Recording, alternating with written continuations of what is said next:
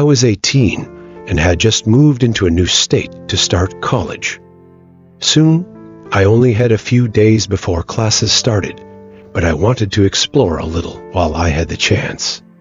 The area around the campus was full of forests and hills with tons of outdoorsy stuff to do. So I found a trail that I thought looked nice and drove down one afternoon to walk it. Online, it said it was only a 2-hour trip, so I didn't bring much, only a camelback for water. There were no other cars parked at the specific spot, which made me assume nobody else was on it. But not far in, I walked past another hiker. He was sitting on a fallen tree off the side of the trail and nodded his head at me as I passed by.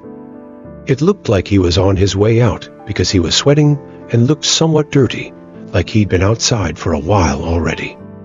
I kept walking for about 30 more minutes, just keeping to myself and listening to music, when out of nowhere, I heard a man's voice yelling. I turned around and saw that same person I'd passed waving at me to get my attention. I stopped and waited as he jogged up to me. He said the trail name I was on in a questioning manner, and I responded, "Yeah, that's the one I'm following." He then pointed to my right. I looked out, and going into the trees was another trail. It looked pretty much identical, as neither trail was more than just some thin line of dirt. "People tend to get lost in this section, going down the wrong way," he said. I smiled and thanked him, but it definitely was a bit odd. He seemed nice enough though, and not meaning to be anything but helpful.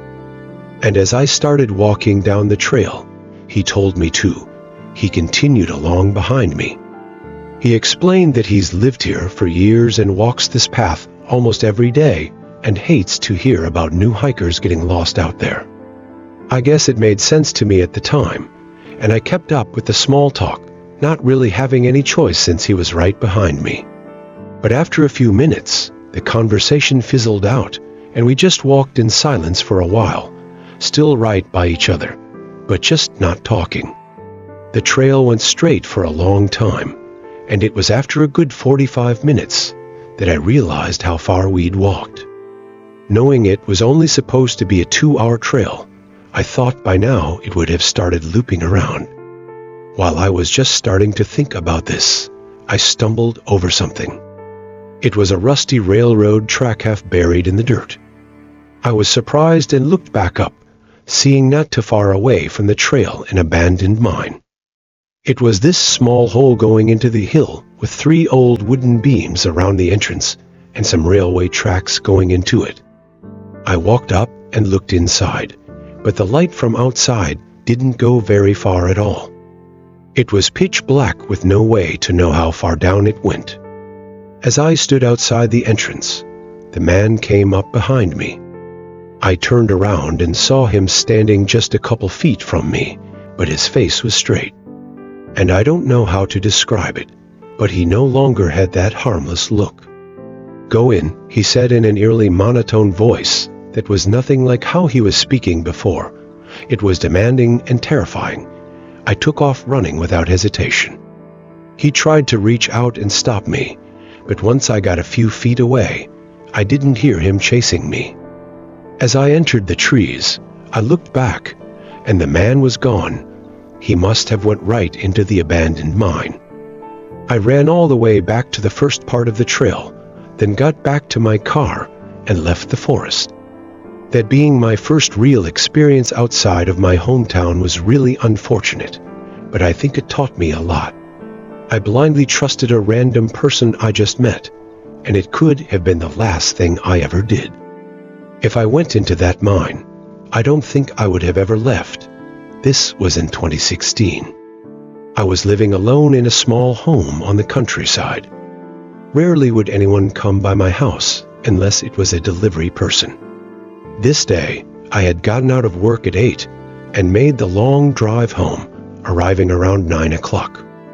As I went down the dirt driveway and got up to my house though, a woman was standing at the front door. I was rightfully startled to see someone at my house so late in the day, and there wasn't even a car anywhere. I parked on the driveway and got out cautiously, looking around as I walked up to the front door. The woman looked like she was in her late 20s and had a large smile on her face, waving at me as I approached her. "What are you doing here?" "I think you have the wrong house," I said, stepping past her and putting myself between her and the front door. She said she was trying to get some directions from here to get into town. It was a strange request since she had no car. And it didn't answer the question as to why she was way out here at my house. Regardless, I told her to go down to the road and make a left, and that it would take her all the way into the center of town. She looked at me, still smiling, and thanked me, but instead of walking away, she tried to keep talking to me. It was unmistakably in a flirty manner, which in this context was almost creepy in a way. I tried to cut off the conversation multiple times. System. But then she asked if she could stay with me and warm up for a little bit. I obviously said no. She still smiled though, and tried to convince me, but I again stated that I would not let her in. Then I opened the door, going inside and locking it behind me. I even debated calling the police, because everything about this was really strange.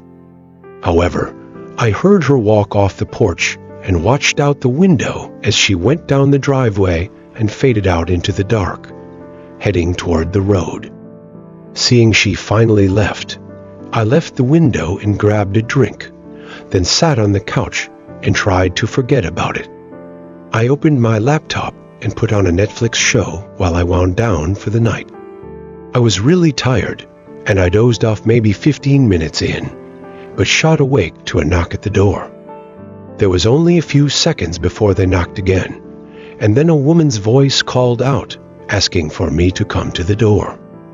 I knew it was the same woman from earlier, but I got up and, rather than going to answer the door, I went to the window. I was just going up to confirm it was her before calling the police to take care of this. But when I looked out the window, there were almost a dozen men standing outside my house. Some were scattered around in the trees on the side of the driveway, and others were right up near my house, waiting by the porch. I called the police and was literally shaking as I waited, hearing them moving around the house and talking to each other. One of them mentioned something about another house, but I couldn't figure out anything else on why they were here. They never tried to break in though. The woman kept knocking and calling out for me, but that was all. When a patrol car finally came down the driveway, all of them sprinted into the woods in a direction that led to nothing but denser woods. Eventually though, 3 days later, I found out some unfortunate and horrifying news.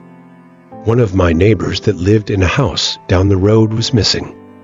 After no sign of him, they found his front door unlocked, and his house looked normal, like there was no forceful break-in. I think he may have fallen victim to exactly what happened to me, which makes my encounter with those people even more terrifying, knowing that I could have been missing right now too. I'm an Uber driver in my city and was working a later shift than usual this night. I had something come up in the morning, so I didn't get started until well past 8 p.m. This was my first time ever working this late, so I didn't really know what to expect as far as how busy or not busy it was going to be. I got my answer pretty quick though, because by 11, I'd only done 4 drives. I was even thinking about switching over to Uber Eats for the night and seeing if I had better luck there, but then another pickup request came through. It was a 35-minute drive, which was good for me because it meant I'd get paid more. I accepted it and pulled into the pickup location. It was a train station a few minutes from me. I drove through the parking lot slowly, looking around for any signs of the person I was supposed to pick up. After making a full circle through the lot and still not seeing them, I parked and just waited. There wasn't a single car in the parking lot, and I don't even think any passenger trains were running at this time of night. I thought they might have even set the wrong location, but before I texted them, I saw a man coming up to my car. He had a dark sweatshirt on with a hood over his head, and aside from confirming the ride was for him, he didn't speak. I began the drive, and the man stayed quiet in the back seat, not even taking his phone out or anything. He just sat there looking ahead. I didn't want to be that driver that always tried to make conversation, so I just drove and stayed quiet as well. While driving, a couple times I quickly glanced at him in the mirror. His eyes were staring directly back at me. This wasn't an uncommon occurrence when driving people around, but for some reason with this guy, it felt really unnerving. He didn't look away either. He stared at me until I looked away. After a pretty unsettling 35-minute drive, I finally got to the drop-off location. It wasn't an address. It was a specific location that the man had pinpointed on the map. This specific location was at the end of an open field that was covered in dense fog. I looked back in the mirror, seeing the guy staying in the car and not moving get out. Not sure if I heard him right, I turned my body and looked at him. He looked me in the eyes with a terrifying stare and said it again, "Get out." I felt my body tense up, and before I could think of what to do, I saw from the corner of my eye multiple other guys running up to my car. There were 2 or 3 of them, all holding bats or knives and wearing dark hoodies that covered their faces. They swarmed my car just as I put it in drive. But they were able to get the 2 back doors open and tried to jump in. The man inside the car was yelling at me and trying to reach over and open my door, probably to push me out. As I started gaining some speed though and getting away from the group, the man inside fell into the back seat again and then jumped out onto the road. All the men disappeared into the fog right after that. I kept going, pulling into a gas station a few miles down the road. Both of the back doors were still open and swinging around, and there were dents all over my car that I think they did while I was driving off. An officer met me at the gas station to take my report, and another went to the field it happened at, but the whole group was nowhere to be found. They did find a phone on the road though, which was the one used to book the Uber. It probably fell out of the guy's pocket when he jumped from my car. But it turned out to be a phone that was reported stolen not even an hour before I picked up the guy. This seemed to all be an elaborate plan to rob a bunch of people, including me. Though it's hard to assume they would have just let me go with no harm done and let me contact the police right away. They probably would have done something to ensure they had the time to get away in my car without getting caught. I don't know what would have happened, but I know I barely got away that night.